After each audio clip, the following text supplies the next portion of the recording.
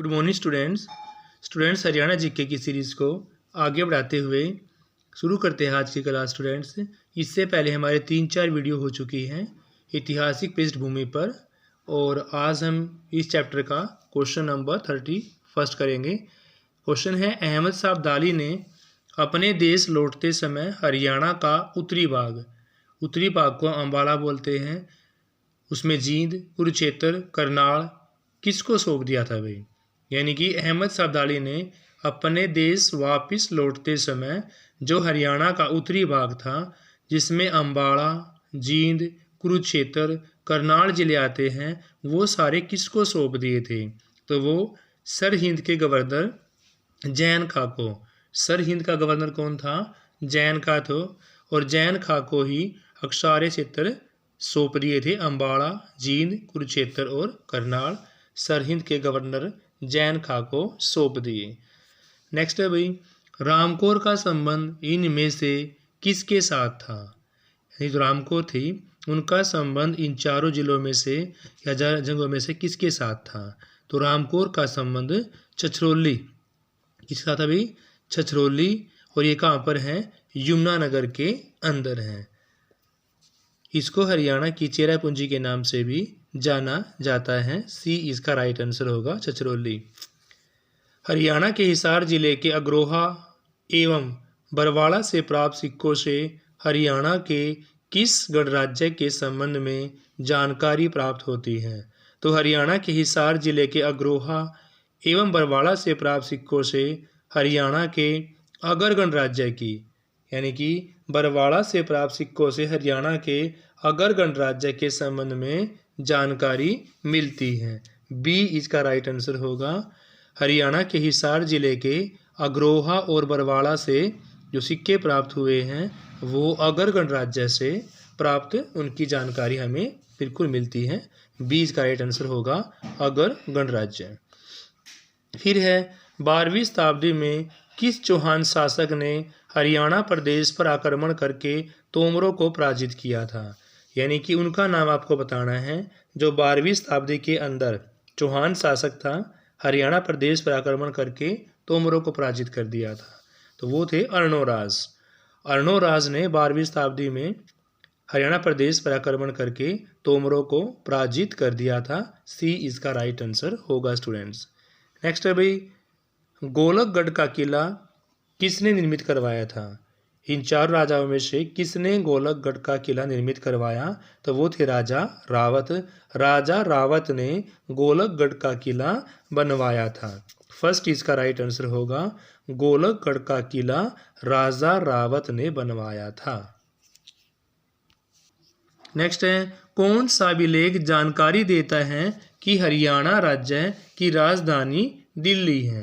इनमें से कौन सा अभिलेख ऐसा है जो जानकारी देता है कि हरियाणा राज्य की राजधानी दिल्ली है? तो वो है लांडननुम, राजस्थान में के अंदर है ये जगह, और ये अभिलेख हमारे हरियाणा राज्य की राजधानी दिल्ली है इस बारे में हमें जानकारी देते हैं। लांडननुम राजस्थान के अंदर है। ये अभिलेख हमें जानकारी देता है कि हरियाणा राज्य की राजधानी दिल्ली है। तुगलक शासक फिरोज शाह तुगलक ने प्रदेश के हिसार जिले में कौन सा नगर बसाया था? तो भी तुगलक शासक फिरोज शाह तुगलक ने प्रदेश के हिसार जिले में फतेहाबाद, प्रदेश के हिसार जिले में क्या था भाई? फतेहाबाद नगर को बसाया था। फोर्थ इसका राइट आंसर होगा, फतेहाबाद को बसाया। किस मुगल शासक के समय सतनामी विद्रोह का दमन किया गया था? यानी उस मुगल शासक का नाम बताना है जिसके समय में सतनामी विद्रोह का दमन किया गया। तो वो थे औरंगजेब। औरंगजेब के समय ही सतनामी विद्रोह का दमन किया गया था। फोर्थ इसका राइट आंसर होगा, औरंगजेब। इनमें से किस स्थान से सिक्के डालने के सांचे मिले हैं? तो भाई खोखराकोट और औरंगाबाद। खोखराकोट और औरंगाबाद दोनों ही जगह ऐसी हैं जहां से सिक्के डालने के सांचे मिले हैं। खोखराकोट और औरंगाबाद दोनों से ही सिक्के डालने के सांचे प्राप्त हुए हैं, इसलिए आपका सी राइट आंसर होगा, फर्स्ट एंड सेकंड दोनों। किस भरतवंशी शासक ने हरियाणा प्रदेश से अपना विजय अभियान शुरू किया था? तो भी सूदास ने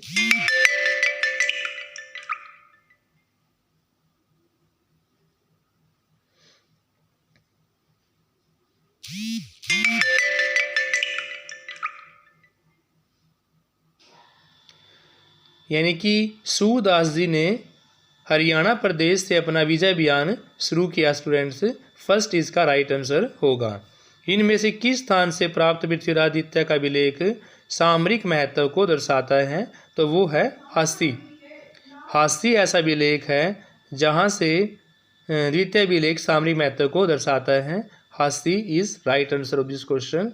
1526 ईस्वी में हरियाणा में किस स्थान पर बाबर और इब्राहिम लोदी के बीच में प्रसिद्ध युद्ध हुआ था? तो वो है क्या स्टूडेंट्स? पानीपत। पानीपत उस जगह का नाम है जहां पर 1526 ईस्वी में हरियाणा में बाबर और इब्राहिम लोदी के बीच में युद्ध लड़ा गया था। देखो स्टूडेंट्स, पानीपत के अंदर आपके 3 युद्ध लड़े गए हैं, 1526, 1556 और 1761। तो 1526 के अंदर पानीपत का पहला युद्ध लड़ा गया था बाबर और इब्राहिम लोदी के बीच में, और इसमें बाबर की विजय हुई थी। दूसरा वीर 1526 में और तीसरा 1761 के अंदर पानीपत का युद्ध लड़ा गया था स्टूडेंट्स। नेक्स्ट क्वेश्चन है, प्रसिद्ध चीनी यात्री ह्वेन सांग ने अपनी पुस्तक में हरियाणा के किस नगर के वैभव और समृद्धि का वर्णन किया है? यानी कि उस चीनी यात्री का नाम बताना है जिसने अपनी पुस्तक में हरियाणा के वैभव और उसकी समृद्धि का भरपूर वर्णन किया गया है। तो वो है स्थानेश्वर थानेश्वर। प्रसिद्ध चीनी यात्री ह्वेन सांग ने अपनी पुस्तक में स्थानेश्वर या थानेश्वर जिसको हम बोलते हैं कुरुक्षेत्र के अंदर ये जगह है, तो ये इस नगर का नाम है जो अपने वैभव और समृद्धि का वर्णन उन्होंने किया गया है। फर्स्ट इसका राइट आंसर होगा स्थानेश्वर। इसका नाम क्या है? थानेश्वर, और ये कहाँ पर है? कुरुक्षेत्र के अंदर है। विग्रहराज चतुर्थ ने कितने लेख टोपरा स्तंभ पर अंकित करवाए थे? यानी कि विग्रहराज चतुर्थ के कितने लेख ऐसे हैं जो टोपरा स्तंभ पर अंकित किए गए हैं? तो वो है भाई 3। विग्रहराज चतुर्थ के 3 अभिलेख ऐसे हैं जो टोपरा स्तंभ पर अंकित हैं। सी इसका राइट आंसर होगा। नेक्स्ट है, युद्धकाल में हरियाणा प्रदेश को इनमें से किस नाम की संज्ञा दी गई है? तो भी युद्धकाल में हरियाणा प्रदेश को बहुधान्यक प्रदेश की संज्ञा दी गई है। हिसार के गुजरी महल के एक स्तंभ पर कितने अभिलेख है भाई? तो हिसार के गुजरी महल के एक स्तंभ पर कितने हैं? 8 अभिलेख हैं। हिसार के गुजरी महल के एक स्तंभ पर 8 अभिलेख हैं। महेंद्रगढ़ का प्राचीन नाम, तो भी महेंद्रगढ़ का प्राचीन नाम था कानोड़ का किला या कानोड़ के नाम से। महेंद्रगढ़ का प्राचीन नाम कानोड़। सी इसका राइट आंसर होगा। हरियाणा का प्राचीन स्थल मिथ्याथल किस जिले में अवस्थित है भाई? तो हरियाणा का प्राचीन स्थल मिथ्याथल आपका भिवानी के अंदर है। हरियाणा का प्राचीन स्थल मिथ्याथल कहाँ पर है? भिवानी के अंदर अवस्थित है। इनमें से किस प्राचीन स्थल से चित्रित चूड़ियाँ नहीं मिली हैं? यानी कि उस प्राचीन स्थल का नाम बताना है जहाँ से चूड़ियाँ नहीं मिली, तो वो है बनावली। बनावली जो है उस जगह से चित्रित चूड़ियाँ नहीं मिली हैं, तो प्राचीन स्थल का नाम क्या है भाई? बनावली। बी इसका राइट आंसर होगा।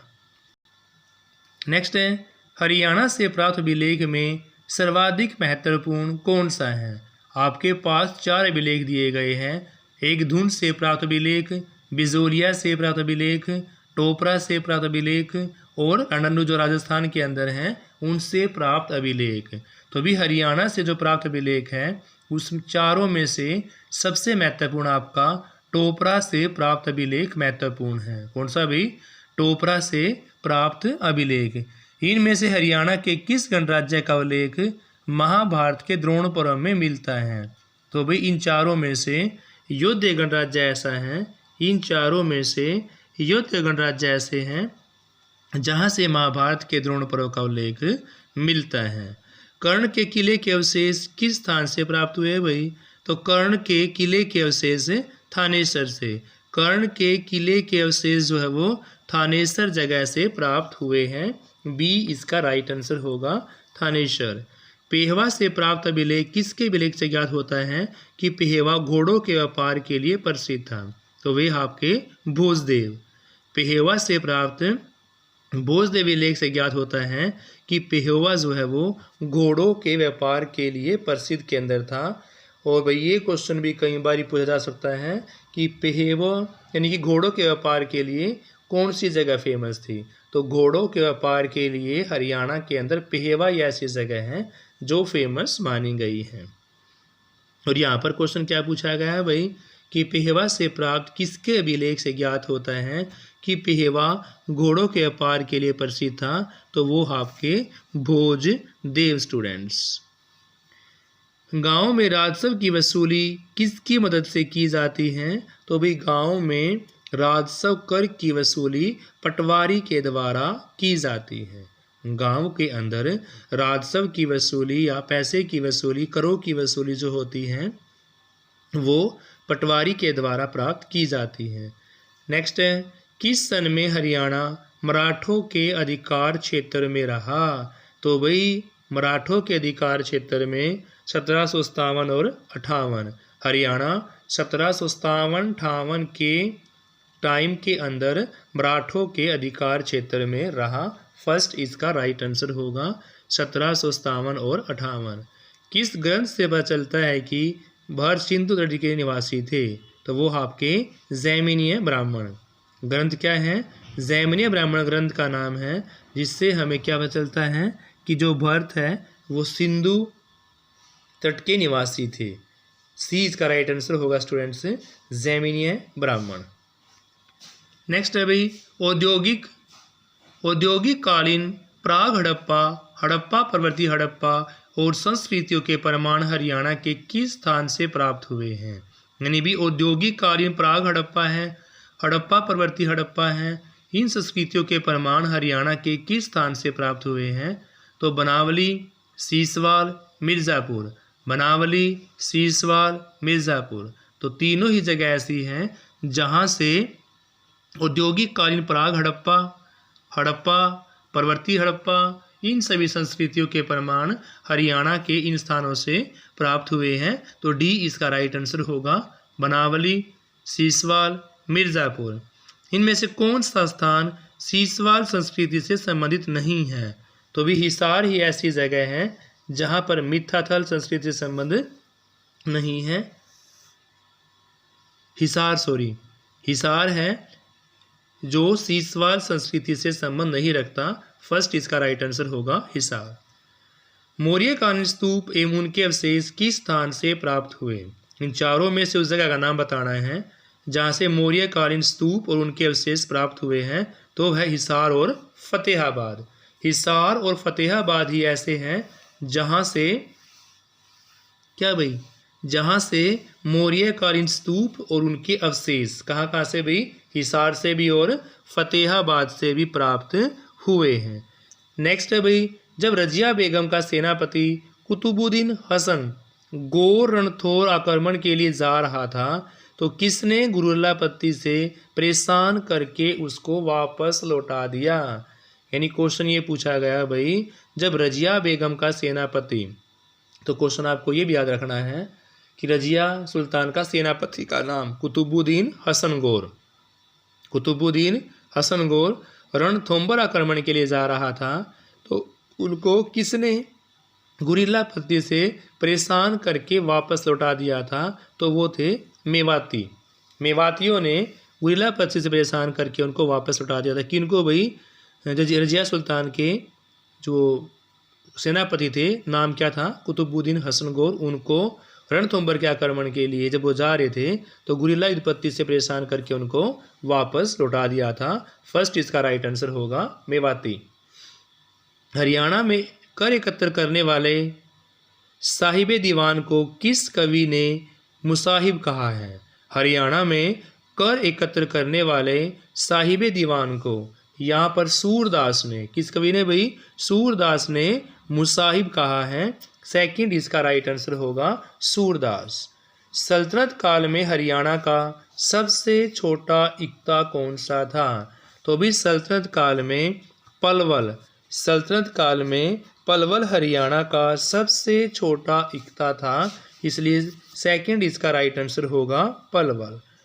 शहजादा मोहम्मद आजम ने कहाँ के क्रांतिकारियों का नेतृत्व किया था? तो शहजादा मोहम्मद आजम ने हिसार से भाई, शहजादा मोहम्मद आजम ने हिसार के क्रांतिकारियों का क्या किया था भाई? नेतृत्व किया था। शहजादा मोहम्मद आजम ने हिसार के क्रांतिकारियों का नेतृत्व किया। नेक्स्ट है, इन चारों में से कौन सा कथन आपका असत्य है? देखो भाई, फिरोज शाह तुगलक ने मेवाती सरदार बहादुर सिंह नादिर को इस्लाम में दीक्षित किया था, ये आपका असत्य नहीं है, क्योंकि फिरोज शाह तुगलक का संबंध तो हिसार और फतेहाबाद के साथ है। मेवाती सरदार जिनका नाम क्या था? बहादुर नादिर, इनको इस्लाम में दीक्षित करने का फिरोज शाह तुगलक का कोई योगदान नहीं था, तो यह आपका असत्य हो जाता है। लेकिन भाई तैमूर आक्रमण के बाद स्वतंत्र राज्यों में बहादुर नाहर और मोहन सिंह मंडार के राज्य क्या थे? महत्वपूर्ण थे। किस आक्रमण में भाई? तैमूर के आक्रमण के बाद जो राज्य थे हमारे बहादुर नाहर और मोहन सिंह मंडार, ये सारे महत्वपूर्ण थे। सल्तनत काल में हरियाणा की जलवायु गर्म भी थी और कैसी थी भाई? सूखी भी थी। क्या थी?